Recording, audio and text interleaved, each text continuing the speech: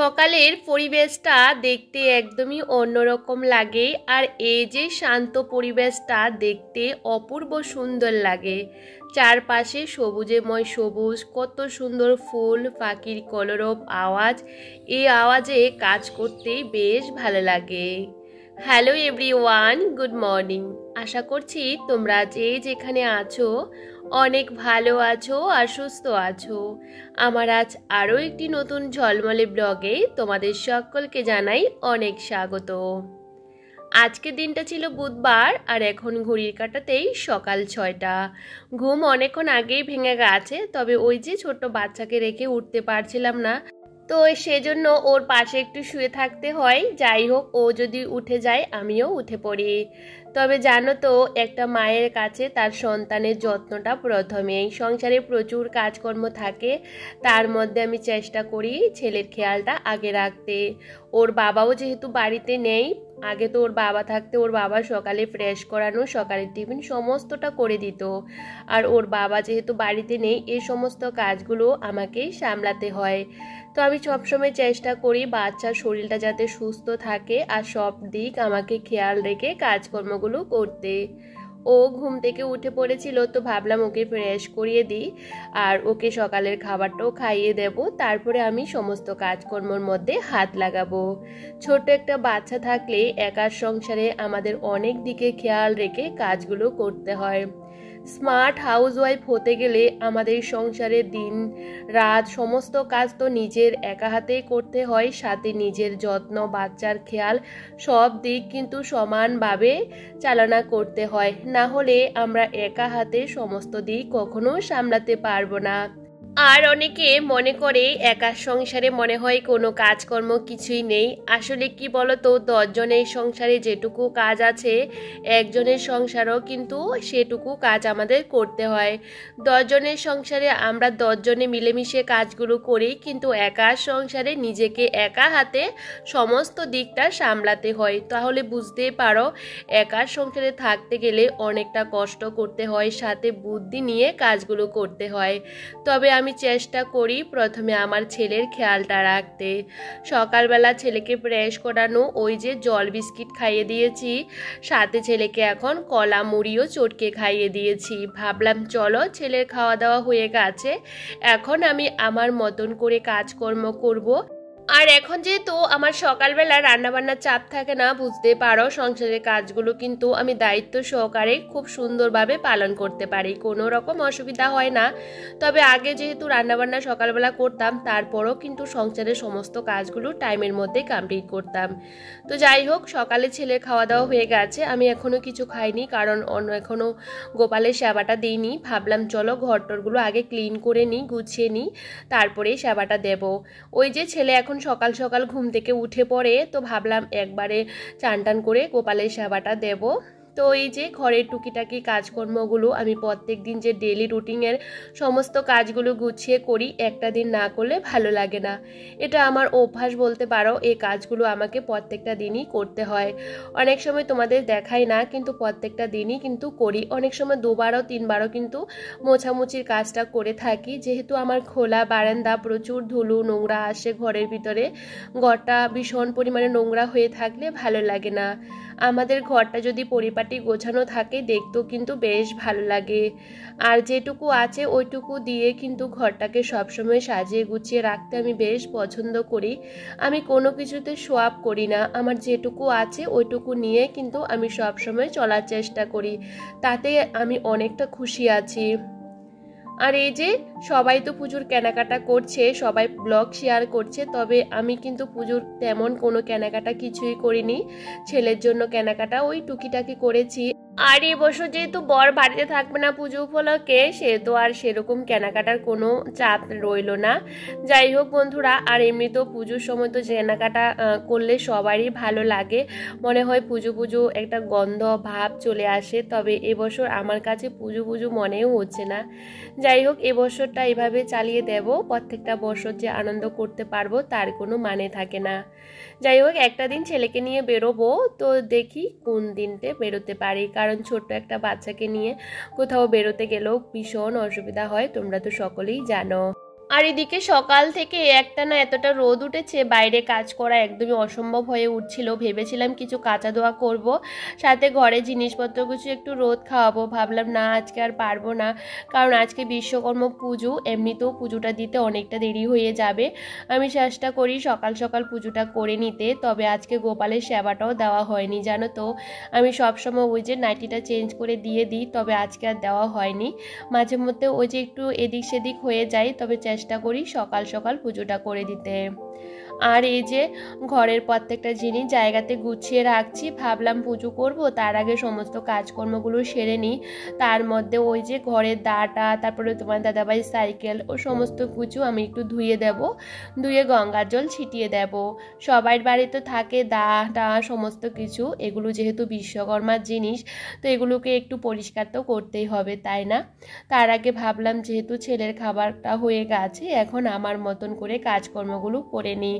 তবে প্রত্যেকটা দিন গুছিয়ে কাজ করতে গেলেও একটু বুদ্ধির প্রয়োজন হয়, যেহেতু ছোট্ট একটা বাচ্চা আছে, ওকে নিয়ে সমস্ত দিকগুলো খেয়াল রেখে কাজ করা অনেকটা কষ্ট হয়।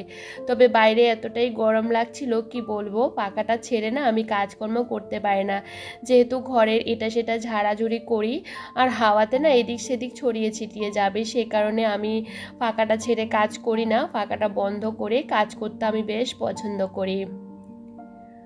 আর এদিকে ছেলে দেখতে পারলে মানে দুষ্টুমি করছে, এদিক সেদিক ছোটাছুটি করছে, ভাবলাম ও ওর মতন করে খেলা করুক, আর আমি আমার মতন করে কাজগুলো করি। কালকে আমার অনলাইন থেকে এই যে ফুলের এটা এসেছিল, তো এটা বেশ সুন্দর আর কি। কালকে যেহেতু ব্লগ করিনি, তোমাদের সাথে আর শেয়ার করা হয়নি, তো আমি এখানেই রেখেছি, বেশ ভালো লাগে। আমি না এই যে ঘর সাজাতে ভীষণ পছন্দ করি, আর ঘরে জিনিস কিনতেও বেশ ভালো লাগে। তবে আমি বেশি দাম দিয়ে কোনো জিনিস কিনি না। আসলে কি বলতো, দাম দিয়ে কোনো জিনিস কিনতে গেলে অনেকটা কষ্ট লাগে আর কি। তো অফারে কোনো জিনিস যদি পেয়ে থাকি, সেরকম আমি কিনে থাকি। তবে সব সময় তো কেনাকাটা করা হয় না, মাঝে মধ্যে কেনাকাটাগুলো করি। তবে এই যে আমি এটা কিনেছি, এটা কেমন হয়েছে একটু কমেন্ট করে বলবে, আমার তো বেশ ভালো লাগছিল। এখানে 4টে স্টিক আছে ফ্লাওয়ারের, তো আমি 4টা স্টিককে একটা এর মধ্যে লাগিয়ে দিয়েছি। দেখতে বেশ ভালো লাগছিল, তবে ভেবেছিলাম পুজোর আগে এই ঘরটাকে একটু ডেকোরেশন করব। জানি না কতটুকু করতে পারবো কি না, তবে এভাবেই যেভাবে আছে ওইভাবে করার চেষ্টা করব। তবে জিনিসগুলোকে একটু উল্টে পাল্টে রাখবো আর কি, যাতে দেখতে ঘরটা বেশ ভালো লাগে। আর এদিকে এতটা রোদ উঠেছে, আমার বারান্দার মধ্যে পুরো রোদ, সকাল থেকে না পুরো বারান্দার মধ্যে রোদ চলে আসে। তো যতই বেলা হবে আস্তে আস্তে বারান্দার থেকে রোদটা চলে যায়, যেহেতু এখন সকালবেলা, বুঝতে পারছো রোদটা পুরো বারান্দার মধ্যে চলে এসেছে। সে কারণে ছেলেও আর বারান্দার মধ্যে বসে খেলা করতে পারছিল না, ঘরের সামনে এখানে বসে বসে এই যে জায়গাটা কীরকম ও করে নিয়েছে। এটা কিন্তু সব সময় করে থাকে, আমি প্রত্যেকটা দিনই এভাবে পরিষ্কার করি। কি করব বলো তো, ছোট বাচ্চা, সব সময় ওর খেয়াল রেখে কাজগুলো করতেও অনেকটা দেরি হয়ে যায়। এদিকে অল্প একটু ভেঙেছিল আগে, আস্তে আস্তে ভাঙতে ভাঙতে অনেকটাই ভেঙে ফেলেছে। আর এদিকে দেখি বাইরে হালকা হালকা ঘাস হয়ে গেছে, তো ভাবলাম ঘাসগুলো থাক, কারণ এই ঘাসগুলো উঠাতে গেলে অনেকটা সময়ের দরকার হয়। ওই যে কালকে বৃষ্টি হয়েছিল, তো এখনও বাইরের জায়গাটা একটু ভিজে ভিজে আর কি। তো ভাবলাম চলো বাইরের জায়গাটা আজকে একটু দেরি করে ঝাড় দিচ্ছিলাম, সকালবেলা বেশ ভিজে ভিজে ছিল, আর সকাল সকাল ভিজে ভিজে না উঠোন ঝাড় দিতে ভালো লাগে না। তো ভাবলাম একটু দেরি করে ঝাড় দেব, তাহলে কাদা টাদার কিছু লাগবে না, আর শুকিয়ে গেলে না ঝাড় দিতেও বেশ ভালো লাগে। আর এখন এদিকে বাইরের জায়গাটাও ভালো করে ঝাড় দিয়ে দিচ্ছিলাম। আর আমাদের এই যে সামনের জায়গাগুলোতে রাবিশ ফেলা হয়েছে না, তো এখন কি বলতো দেখতে বেশ ভালো লাগে। আসলে কি বলতো, রাস্তাটা যদি আরও সুন্দর করে করা যেত আরও বেশ ভালো লাগতো। বাড়ির চারপাশটা যদি ভালো লাগে দেখতে, মন থেকেও কিন্তু বেশ ভালো লাগে। আর এদিকে আমি কিন্তু সমস্ত কাজকর্ম সেরে এদিকে ঘর দুয়ারও মুছা হয়ে গেছে, ভাবলাম সমস্ত ঘরটরগুলো মুছে নিই। আর এদিকে ছেলেকে মোবাইল একটা দিয়ে বসিয়ে তারপরে যাব চান করতে। আসলে কি বলতো, একটু সকাল সকাল চান পুজোটা করে নিলে মন থেকে বেশ শান্তি পাওয়া যায়। আর এই মুহূর্তে বাজে ঘড়ির কাঁটাতে 8:30, আর আমার এদিকে পুজো হয়ে গেছে। আর ভাবলাম চলো এখন ছেলের জন্য একটু খাবার বানাবো, সাথে আমিও খাবো, কারণ সকাল থেকে একটানা কাজকর্ম করে যাচ্ছি। আর সারাটা দিন কি বলতো, পুজোর জায়গাটাতে বসে পুজো করতে এতটা ভালো লাগে, মন থেকে একটা পজিটিভ এনার্জিও কিন্তু কাজ করে। আর সকাল সকাল চান পুজোটা হয়ে গেলে মনে হয় অনেকটা কাজই এগিয়ে গেছে। তবে আমি সবসময় চেষ্টা করি প্রত্যেকটা জায়গা পরিষ্কার পরিচ্ছন্ন করে পুজোটা করতে। আর এদিকে ছেলের জন্য একটু দুধ গরম দিয়েছি, ও বলছে দুধ খাবে না, তো ভাবলাম কিছু একটা ওকে বানিয়ে দেব, সাথে আমিও খাবো। তার আগে একটু বেশি করে জল খেয়ে নিচ্ছিলাম। সকালবেলা না ওই লেবু জলটা খাই, তো সেটাই খেয়েছিলাম। আর এটা খেলে অনেকক্ষণ থাকতে পারি, সিয়াসিস ভিজানো জলটা খেলেও না একদমই খিদে পায় না, জানো তো। আর এখন যেহেতু বর বাড়িতে নেই, খাবার দাবারের প্রতি আমার একটা আলাদাই মানে আগ্রহটা কমে গেছে, একদমই খেতে টেতে ইচ্ছে করে না, কারণ ও না খেতে বেশ পছন্দ করতো। তো ও যেহেতু বাড়িতে নেই, ওর খাবার দাবার আমি একা একা বানিয়ে খাবো কীরকম একটা লাগে। তো ভাবলাম চলো গোলা রুটি করি, ছেলেও বেশ খেতে পছন্দ করে, সাথে আমিও খেয়ে নেব। তো দেখো এদিকে গোলা রুটি বানাতে বেশিক্ষণ সময়ও লাগে না, আর আমি না হাতে দিতে বেশ ভয় লাগে যদি ছ্যাঁকা ট্যাঁকা লেগে যায়, তো আমি একটু পাতলা করে ব্যাটারটা তৈরি করে নিই আর এভাবে করে নিই। আর এটা বাচ্চারা খেতেও বেশ পছন্দ করে, একটু নরম নরম থাকে, আর সাথে একটু সস দিয়ে দিই, তাহলে আমার ছেলে বেশ আরাম করে খেতে পারে। আর আমার জন্য আজকে একটু বেশি করে চা করে নিয়েছি, কারণ এখন না চাটা তেমন খাওয়া হয় না। তো এখন চাটা না খেলে মাথা ভীষণ পরিমাণে যন্ত্রণা করে, তো মাঝে মধ্যে একটু চা খাই। তো অনেকটা সময় লাগিয়ে আমি চা টিফিনটা খেলাম, সাথে ছেলেকেও খাইয়ে দিয়েছি। আর এখন আসলাম রান্নাঘরে। আর এখন রান্নাবান্নারও বেশি একটা চাপ থাকে না, ছেলের জন্য ডিম সিদ্ধ, আলু সিদ্ধ, সাথে এই যে ডাল করে নিচ্ছিলাম। আর একটু নিরামিষ তরকারি করব, কারণ সবজিপাতি ঘরে আছে, তবে কি রান্না করব প্রথমে বুঝতে পারছিলাম না, ভেবেছিলাম ভাজা ভুড়া কিছু একটা করে খেয়ে নেব। তারপরে ভাবলাম না, সবজিগুলো এমনিতেই নষ্ট হয়ে যাবে, বাজারে তো সবজির প্রচুর দাম, আর আমি না কোনো জিনিস নষ্ট করতে একদমই পছন্দ করি না।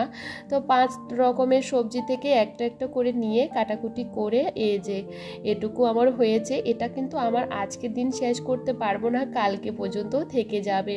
তো ভাবলাম না রান্না করে নিই। আর সাথে কিন্তু সয়াবিন দিতে পারতাম, তবে সয়াবিনটা আর অ্যাভয়েড করলাম, দিইনি। আর এই যে আমার রান্নাবান্নার সাথে ভাতটাও মোটামুটি হয়ে যাচ্ছিল। দেখবে রান্না করতে বেশিক্ষণ সময় লাগে না, আগে থাকতে সমস্ত কিছু গুছিয়ে রাখলে রান্নাটাও কিন্তু অনেকটা তাড়াতাড়ি হয়ে যায়। আর এত পরিমাণে বাইরে গরম, তো ভাবলাম ছেলেকে চান করাবো, তার আগে গ্লুকন্ডির জল একটু খাওয়াই। ওকে প্রত্যেকটা দিন গ্লুকন্ডির জলটা আমি খাওয়াই, ও খেতে বেশ পছন্দ করে। আমি মনে করি বাইরের দোকানের কোনো জিনিস বাচ্চাকে না খাইয়ে ঘরে আমরা অনেক কিছু বানিয়ে বাচ্চাকে খাওয়াতে পারি, যাতে বাচ্চারা খেয়ে আনন্দ পাক। তো আমি এখন ছেলেকে না বাইরের খাওয়ার একদমই কমিয়ে দিয়েছি, কোনো কিছু ওকে দিই না। আসলে ওর বাবা যখন থাকতো আগে প্রচুর পরিমাণে বাইরে জিনিস নিয়ে আসতো, তো এখন তো আমি আর নিয়ে আসি না, আমি ঘরের মধ্যে যেটা বানিয়ে দিই ওটা কিন্তু খায়। আর এখন এই যে বৃষ্টি শুরু হয়ে গেছে, সকালবেলা তো প্রচুর রোদ উঠেছে, আর যেহেতু আজকে বিশ্বকর্মা পুজো ভেবেছি বৃষ্টি হবে। আর দেখো অতটাই বৃষ্টি হয়েছে, চারপাশে জল জমে গেছে। আর এদিকে আমার সমস্ত কাজকর্ম কিন্তু অনেকক্ষণ আগেই হয়ে গেছে, ছেলেকে চান করিয়ে এর খাবারটা রেডি করে নিয়েছি।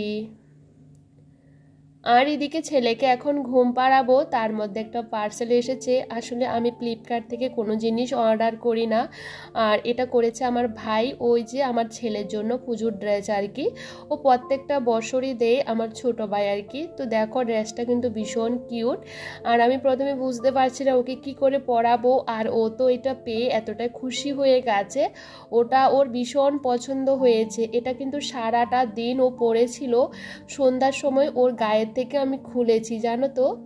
আর এই ড্রেসটা সত্যি কথা বলতে আমারও বেশ ভালোই লেগেছে, ভীষণ সফট।